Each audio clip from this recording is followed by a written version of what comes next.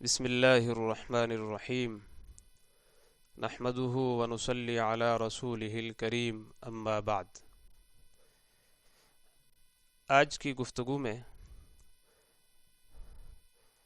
سامعین و ناظرین کی خدمت میں وہ مواقع عرض کیے جائیں گے کہ جن مواقع میں شرعی اعتبار سے کسی کو سلام کرنا درست نہیں ہے۔ اس سلسلے میں حکیم الامت حضرت مولانا اشرف علی تھانوی صاحب رحمۃ اللہ علیہ نے ایک اصولی بات ارشاد فرمائی ہے۔ انہوں نے لکھا ہے کہ جس وقت کوئی دوسری طرف مشغول ہو اس وقت سلام نہیں کرنا چاہیے۔ اب مشغولی تین طرح کی ہوتی ہے۔ ایک تو مشغولی معصیت کی مشغولی ہوتی ہے، یعنی آدمی معصیت اور گناہ کے اندر مشغول ہوتا ہے۔ دوسری مشغولی عبادت کی مشغولی ہوتی ہے، اور تیسری مشغولی کسی فطری حاجت اور طبعی ضرورت کی مشغولی ہوتی ہے۔ تینوں صورتوں میں سلام سے منع کیا گیا ہے۔ پہلی صورت میں توہین کی وجہ سے ہے، اور دوسری اور تیسری صورت میں حرج کی وجہ سے۔ اسی لیے حضرات فقہائے کرام نے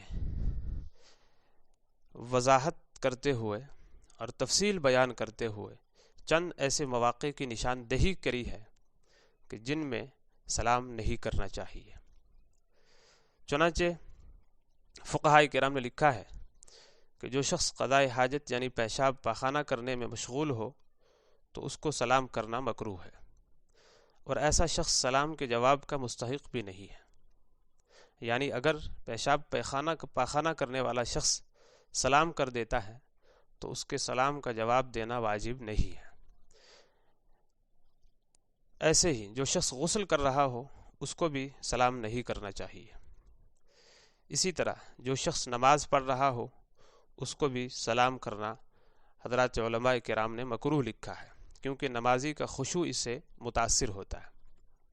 ایسے ہی جو لوگ مسجد میں تسبیح و ذکر یا تلاوت میں مشغول ہوں یا نماز یا کسی دوسری عبادت میں مشغول ہوں تو ایسے وقت میں باہر سے آنے والے شخص کا بلند آواز سے سلام کرنا بھی درست نہیں ہے۔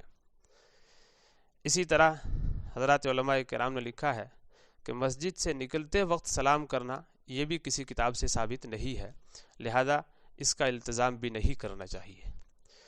اسی طرح کوئی شخص اذان یا اقامت پڑھنے میں مصروف ہے تو اس کو بھی سلام نہیں کرنا چاہیے۔ ایسے ہی اگر کوئی شخص اذان کا جواب دینے میں مشغول ہے یا اقامت کا جواب دے رہا ہے تو اسے بھی سلام نہیں کرنا چاہیے۔ اسی طرح اگر کوئی شخص قرآن کریم کی تلاوت کرنے میں مشغول ہے تو اس کو بھی سلام کرنا مکروہ ہے۔ ایسے ہی جو شخص اللہ تعالیٰ کے ذکر میں مشغول ہو اسے بھی سلام کر کے دوسری جانب اس کی توجہ مبذول کرانا مکروہ ہے۔ اسی طرح جو شخص اللہ تعالیٰ سے دعا کرنے میں مشغول ہو اس کو بھی سلام کرنا درست نہیں ہے۔ ایسے ہی کھانا کھانے والے کو سلام کرنا بھی مکروہ ہے۔ ہاں اگر قرائن وغیرہ سے یہ بات معلوم ہو جائے کہ فی الحال لقمہ منہ میں نہیں ہے تو اس وقت سلام کیا جا سکتا ہے۔ اسی طرح سے فقہائے کرام نے فرمایا کہ جہاں وعظ یا تقریر یا درس و تدریس ہو رہا ہے اور لوگ واعظ کی جانب متوجہ ہیں تو اس وقت بھی اس مجلس میں باہر سے آنے والے کے لیے بلند آواز سے سلام کرنا درست نہیں ہے۔ اسی طرح کسی فقیر محتاج کا مالدار کے یہاں جا کر یہ سوچ کر سلام کرنا کہ اگر سلام کروں گا تو ہو سکتا ہے کچھ مل جائے گا، فقہائے کرام نے فرمایا ایسے موقع پر محتاج فقیر کا سلام کرنا مکروہ ہے، اور ایسے سائل کے سلام کا جواب دینا بھی درست نہیں ہے، کیونکہ اس سے اسلامی سلام اور تحیہ کی توہین ہوتی ہے۔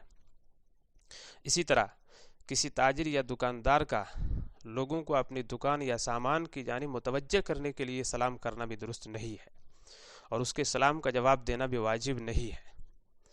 ایسے ہی اگر کوئی شخص سو رہا ہے یا سونے کے قریب ہے، مثلا اونگ رہا ہے، تو اس کو بھی سلام نہیں کرنا چاہیے۔ اسی طرح کوئی شخص برہنہ ہے یعنی ستر عورت کھلے ہوئے ہے تو اس کو بھی سلام نہیں کیا جائے گا۔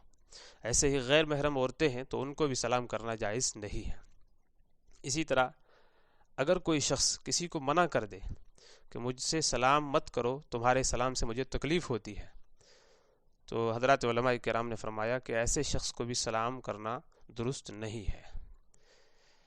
اسی طرح سلام کے سلسلے میں یہ مسئلہ بھی یاد رکھنا چاہیے کہ لامذہب، دہریہ، غیر مسلم اور مرتد شخص کو سلام کرنا درست نہیں ہے۔ البتہ غیر مسلموں کے لیے اسلامی سلام کے الفاظ کے علاوہ اگر آداب وغیرہ کے الفاظ استعمال کیے جائیں محبت و احترام میں تو شریعت میں اس کی گنجائش ہے، اور اگر کوئی غیر مسلم وہ ادھر سے اسلامی الفاظ کے ساتھ سلام کرتا ہے تو اس کے جواب میں صرف وعلیکم کہہ دیا جائے۔